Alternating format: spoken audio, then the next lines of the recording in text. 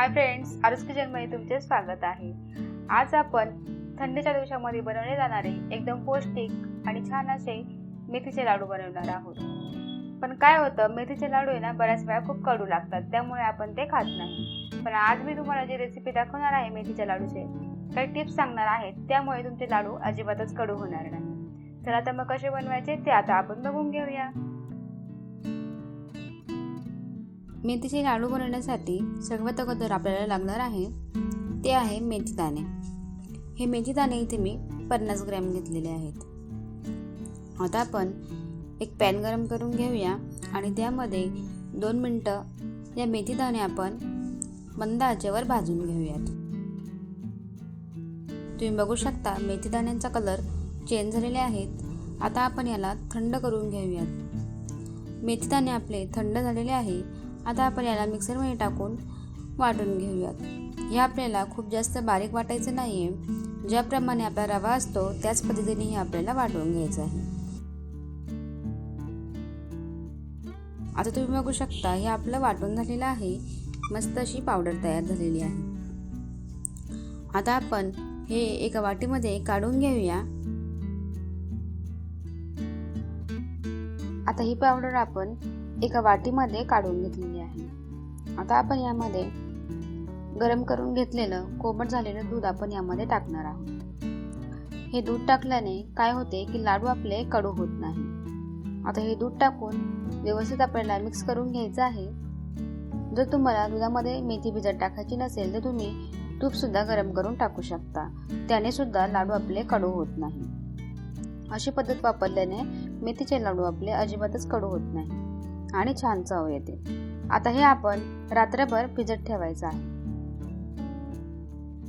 आता तुम्ही बघू शकता हे रात्रभर मी भिजत ठेवलेलं होतं, 14 ते 15 तास हे भिजलेलं आहे। आता हे आपण मिक्स करून घेऊया। हे आपलं रेडी झालेलं आहे। आता याचं काय करायचं आहे ते नंतर मी तुम्हाला व्हिडिओमध्ये सांगणार आहे। तर आता आपण पुढचा व्हिडिओ बघून घेऊया।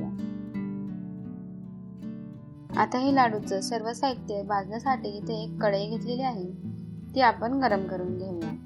आता यामध्ये आपण 250 ग्रॅम एवढं खोबरं घालून घेऊया। प्रमाण किती घ्यायचं आहे ते तुम्हाला मी पुढे व्हिडिओमध्ये सांगत जात आहे, ते तुम्ही लक्षात ठेवून तसंच प्रमाण घ्या। आता हे खोबरं आपण मंद आचेवर भाजून घेऊया।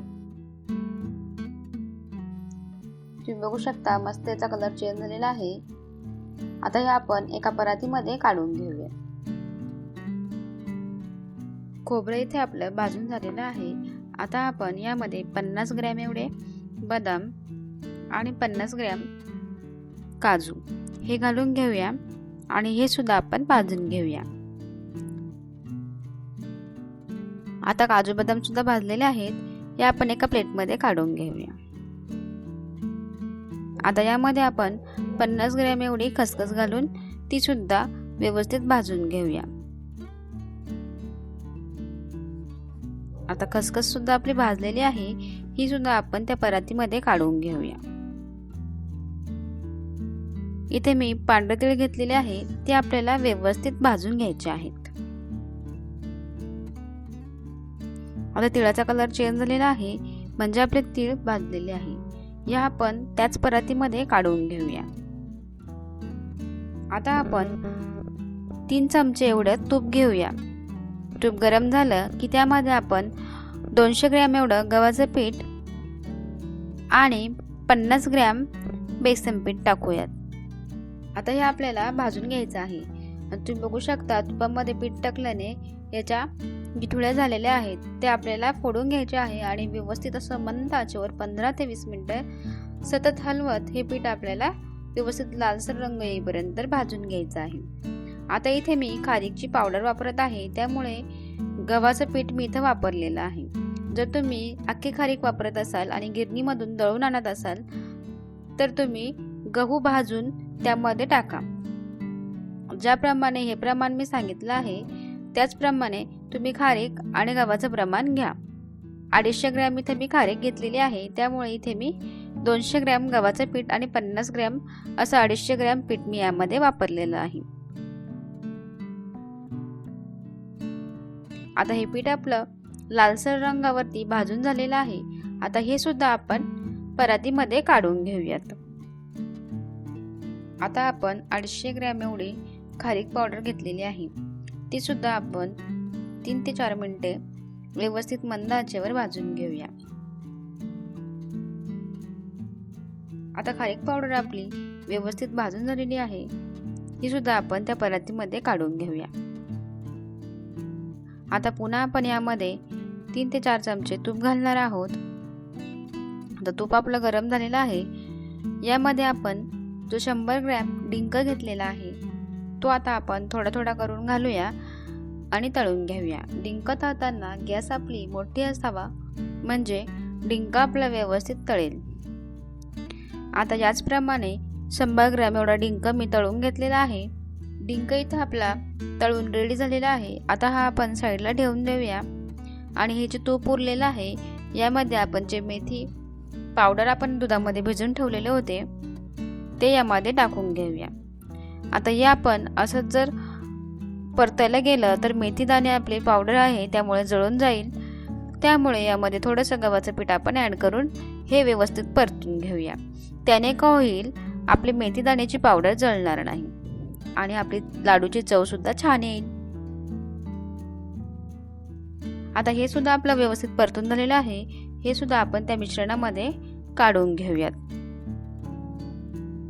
आता मेथीची पावडर परतून झालेली आहे ती सुद्धा आपण या मिश्रणामध्ये काढून घेतलेली आहे.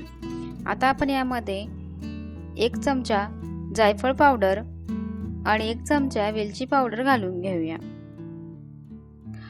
आता जे काजू बदाम आपण भाजून घेतलेले आहे त्याची सुद्धा आपण मिक्सरमध्ये पावडर करून घेऊया आणि ती सुद्धा यामध्ये घालूया. आता काजू बदामची पावडर सुद्धा आपण यामध्ये घातलेली आहे. आता आपण जो डिंक तळून घेतलेला आहे तो हाताने चुरून सुद्धा तुम्ही घालू शकता, पण इथे मी मिक्सरमध्ये वाटून हा डिंक इथे घालत आहे. तुम्ही बघू शकता या प्रकारे मी डिंक वाटून घेतलेला आहे. आता आपण यामध्ये तो टाकूयात. इथे आता डिंक टाकून घेतलेला आहे. आता आपण हे सर्व मिश्रण हाताने मिक्स करून घेऊया. जे मेथीचं मिश्रण आपण तुपामध्ये परतून घातलेलं आहे त्याचे असे गोळे गोळे झालेले आहे ते आपल्याला व्यवस्थित हाताने या मिश्रणामध्ये मिक्स करायचं आहे. जर तुम्हाला हे मिश्रण खूपच कोरडं वाटत असेल तर तुम्ही यामध्ये थोडंसं तूप गरम करून आणि घाला, म्हणजे तुमचं मिश्रण जास्त कोरडं होणार नाही. आता आपण एका कढईमध्ये थोडंसं तूप घालूया. आता इथे मी थोडंसं तूप घालून घेतलेलं आहे. तूप आपलं गरम झालं की आता आपण त्यामध्ये 250 ग्रॅम एवढा गूळ किसून घेतलेला आहे तो घालत आहे. आता गुळाचा इथे आपल्याला पाक बनवून नाही घ्यायचा आहे, फक्त गुळ वितळेपर्यंत आपल्याला हा गूळ गरम करायचा आहे. गुळाच्या गाठीही राहिल्या नाही पाहिजे आणि गूळ व्यवस्थित वितळला पाहिजे. आता तुम्ही बघू शकता मंद आचेवर हा गुळ आपण वितळवून घेतलेला आहे आणि यामध्ये कुठेही गाठी दिसत नाही. आता हा पाक आपण त्या मिश्रणामध्ये घालून घेऊया. आता हा गुळ आपण त्या मिश्रणामध्ये घालूया. आता मिश्रण आपलं खूप गरम आहे त्यामुळे सुरुवातीला आपण चमच्याच्या साहाय्याने याला मिक्स करून घेऊया. आता आपलं मिश्रण थोडंसं थंड झालेलं आहे तर आता आपण या हाताने मिक्स करून घेऊया. जोपर्यंत हे मिश्रण गरम आहे तोपर्यंतच याचे लाडू होतात. एकदा का हे मिश्रण कोरडं झालं की याचे लाडू बनत नाहीत. त्यामुळे गरम गरम आपल्याला लाडू बनवून घ्यायचे आहे. तुम्ही बघू शकता एक लाडू इथे मी बनवून घेतलेला आहे. आता याच पद्धतीने आपण बाकीचे लाडू सुद्धा बनवून घेऊयात. जर तुमचं मिश्रण कोरडं झालं आणि लाडू बनत नसतील तर हे मिश्रण तुम्ही थोडंसं गरम करून घ्या किंवा यामध्ये तूप गरम करून टाका, तुमचे लाडू येऊन जातील.